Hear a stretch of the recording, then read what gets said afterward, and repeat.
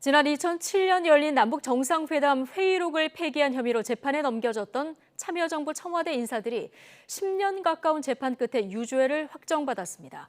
이들은 지워진 자료가 단순 초본에 불과해서 대통령 기록물로 볼 수 없다고 주장했지만 받아들여지지 않은 건데요. 이번 대법원 판결이 닮은 꼴 사건으로 언급되는 새해 공무원 피격 사건에도 영향을 미칠지 주목됩니다. 보도에 김다연 기자입니다. 회의록 논란은 지난 2012년 통일부 국정감사에서 시작됩니다. 고 노무현 전 대통령이 남북 정상회담에서 서해 북방 한계선을 포기하겠다는 취지로 발언했다는 주장이 나온 겁니다.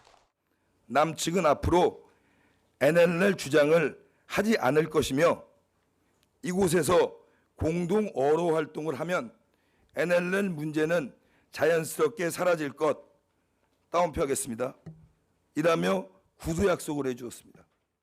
한 달 반 동안 진행된 검찰의 압수수색에도 행방이 묘연하던 회의록의 흔적이 발견된 곳은 노 전 대통령이 봉하마을로 복사해 가져갔던 청와대 문서 관리 시스템이었습니다.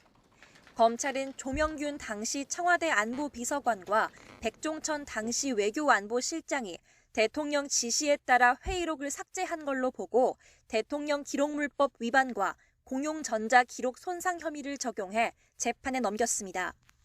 회의록을 의도적으로 삭제 파쇄하여 대통령 기록관으로 이관하지 않았고 봉하마을 사조로 유출한 사실을 확인하였습니다.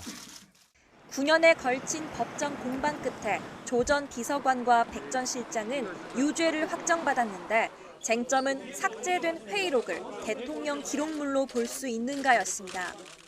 1심과 2심은 회의록이 초안에 불과하고 결정적으론 초본이 첨부된 문서 관리 카드에 노 전 대통령의 결재가 없어 대통령 기록물의 성격을 띠지 않는다고 판단했습니다.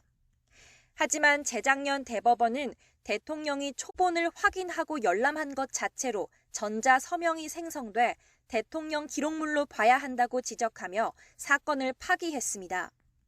사건을 다시 심리한 고법은 후대에 전해져야 할 역사적 기록물을 무단으로 파기했다며 각각 징역 1년에 집행유예 2년을 선고했고 결국 5번의 재판 끝에 유죄가 확정됐습니다. 시선은 핵심 문건 삭제 의혹이란 점에서 닮은 꼴로 언급되는 서해 공무원 피격 사건으로 향하고 있습니다. 박지원 전 국정원장은 조 전 비서관 등과 같은 공용전자 기록 손상 혐의, 그러니까 당시 피격 사건 첩보 보고서를 마음대로 지운 혐의로 검찰 수사를 받고 있습니다. 물론 첩보 문건이 대통령 기록물은 아니지만 두 사건이 기록 삭제 의혹이라는 점에서 유사성을 지니는 만큼 향후 수사와 기소에 영향을 미칠 거란 관측이 나오는 가운데 검찰 관계자는 판례와 법리를 충분히 검토하고 있다고 설명했습니다. YTN 김다연입니다.